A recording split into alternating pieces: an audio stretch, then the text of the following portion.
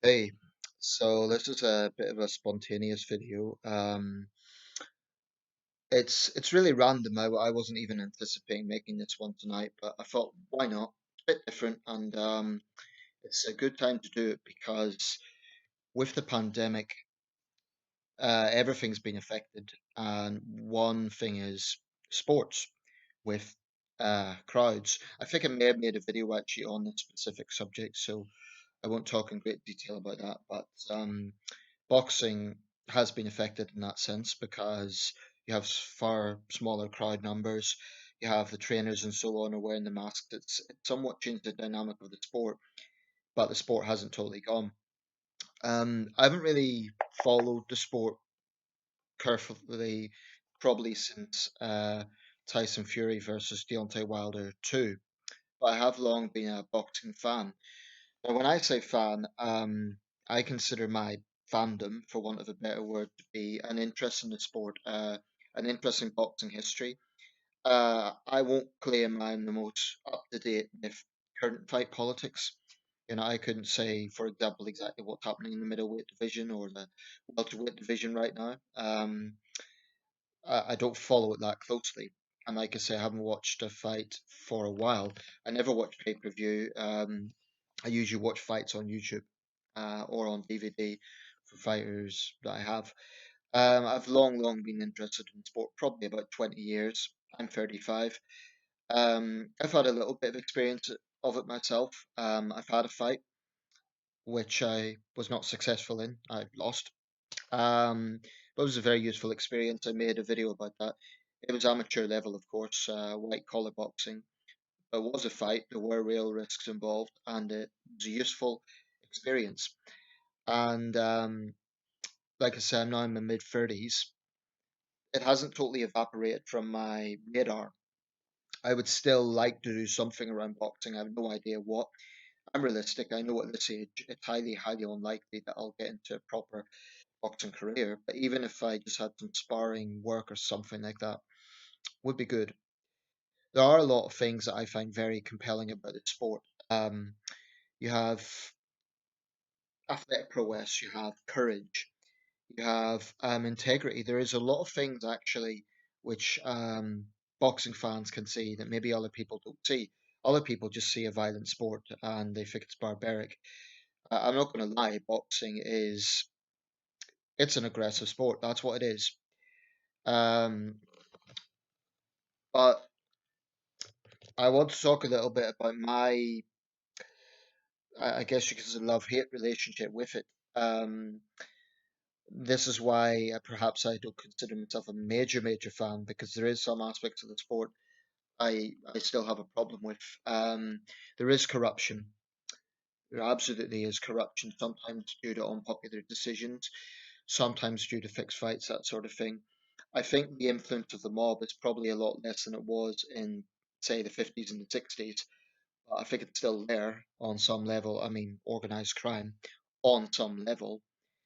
Um, Unfortunately, wherever you have violence in any capacity, there's a possibility of corruption getting in there somewhere, or money for that matter.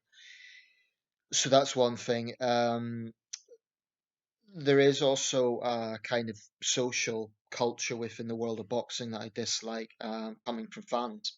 I've said this before, and I know I might be in the minority with this, but I feel it has to be said. Um,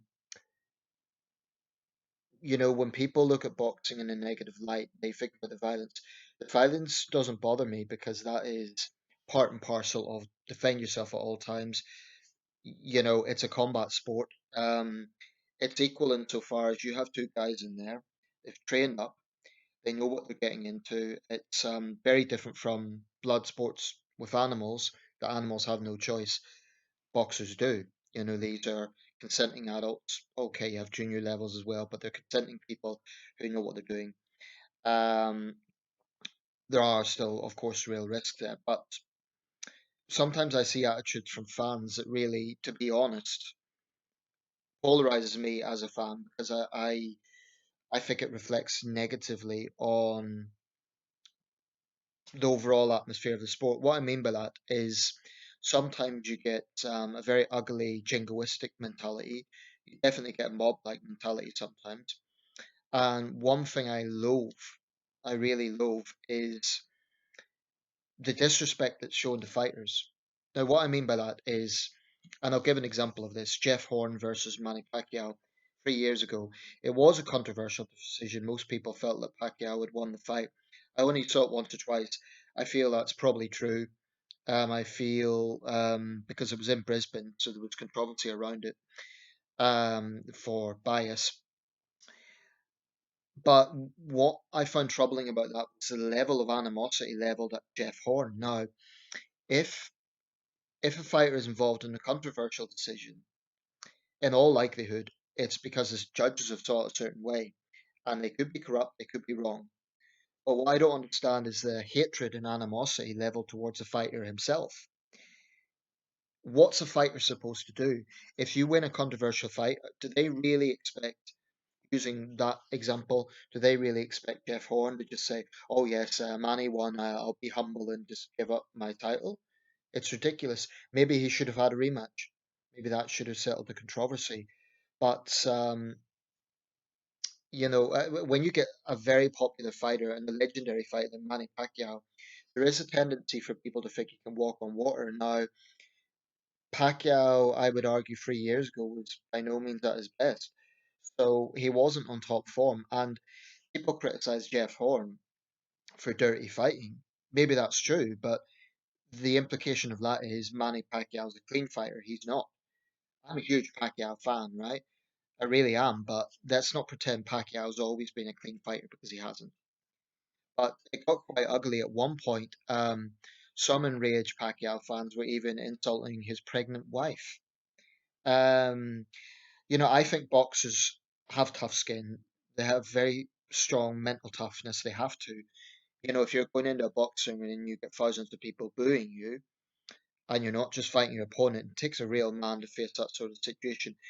Why I've got enormous respect for all these guys in that sense, at least. Maybe not for some of the antics outside the ring, but it really, really disgusts me when people cannot have a base level respect for what these guys do. Now, if you think a decision is controversial, you may say, okay, well, he didn't win, it was a flawed decision, but don't level your hate at the fighter, right?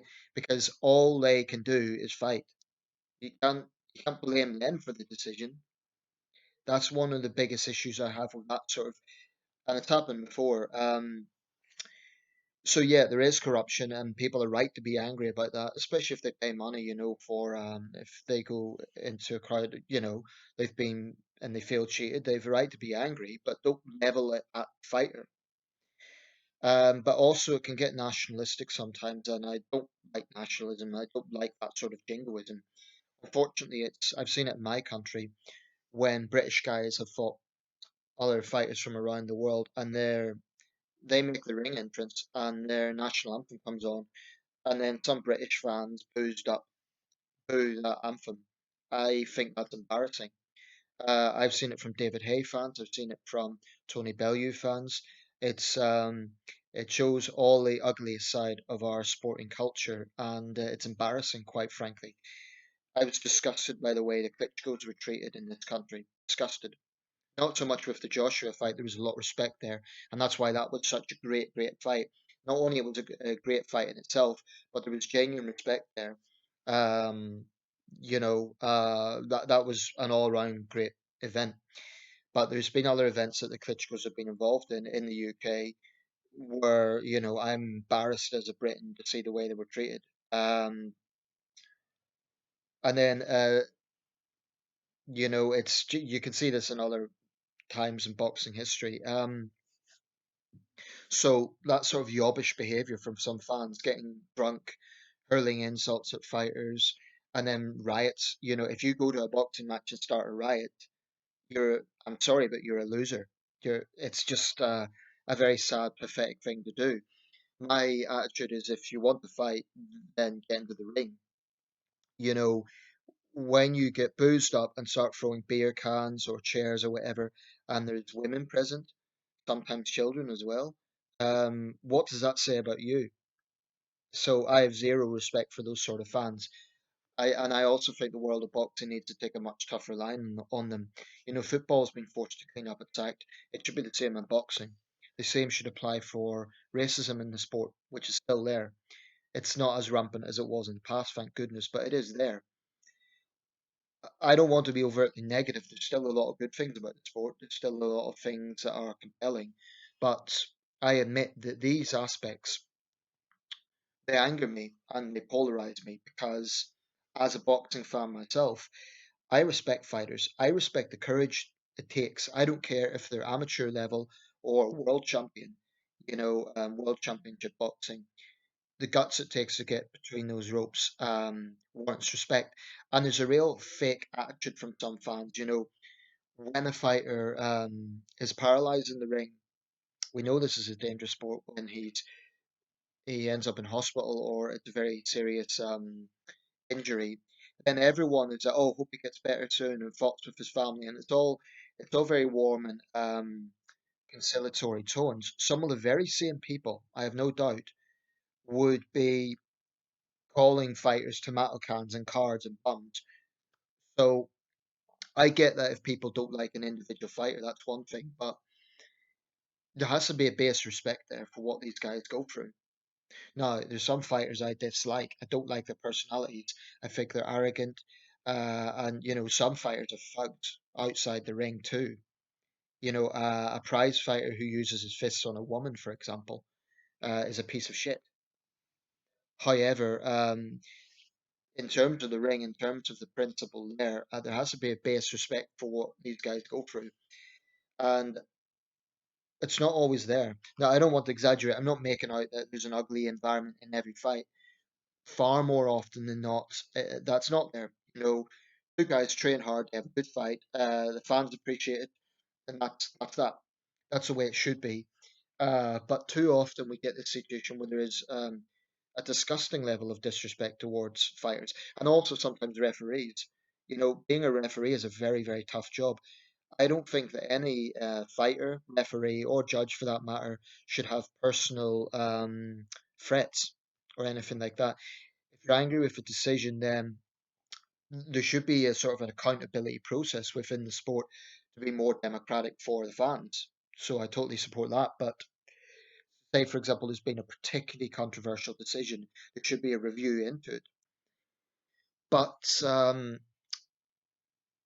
those aspects, the ugly nationalism, the drunken, yobbish behaviour, um, and the disrespect shown to fighters, those things really put me off. And yeah, to be honest, the danger side of it, I can't. Anyone who's interested in this can't sort of ignore that. There's a danger there. There always is. I had to sign a waiver when I fought. Um, but people might say if I feel the way I do about the things I've just said, then I totally disconnect from sport altogether. I can't do that. I still watch fights. So there is obviously something there that's still compelling. Um, but I would say this: if I was to sort of speculate on what's the most important. I wouldn't say give advice. I'm no obviously in no position to do that. I haven't had experience or sufficient experience. But if I was to say speculate on what all fighters should probably know, and of course the trainers put them through this, the mental health side of things and mental toughness is so very important. Physical toughness, sure, but I think mental health in the wider world come to be more appreciated. I think, and I give Tyson Fury credit here, he's opened up about his depression, things like that. Um, I think a lot of fighters probably do have enormous pressure and maybe some mental health problems related to that, and there shouldn't be a stigma around that. I think the sport needs to be there for fighters in hard times, not just when they're at the glory and at the top, but when they're struggling as well. And the sport isn't always there. Sure, you get benevolent funds for ex fighters and so on, but too often the sport does abandon fighters, and that's a disgrace. So, the sport needs to give back to these guys. They've literally put their blood and sweat into the sport. So these big, powerful governing bodies need to give something back. i.e., if a fighter is badly injured in the ring. Um, I know it's a free choice issue, but I do think these big governing bodies can afford to at least help them out somewhat with medical costs. It's a free choice issue. I get that, but I would argue that when they've put so much into the sport, they should get something back other than just salary. There has to be mental health support as well, because very often you hear of fighters, especially young fighters, that get successful, then they're stupid and they blow it on stupid things. And yeah, that's their own fault, but a lot of that may be a way of coping with the pressure. So I think that there needs to be more support for fighters within the sport. Anyway, all those things are some reflections I have. I still find it very compelling. I still may well have something involved. At my age, it's unlikely that I can get involved in a big way, because I'm 35. Most guys start when they're teenagers or younger, even. Just extremely unlikely that I would have any significant career. But I don't totally rule it out from my life. And it'll be interesting to see if I look back at this time and look at this video if I've changed perspectives or not. I can't see that happening because I've had these views for a long time. Okay, thanks for watching.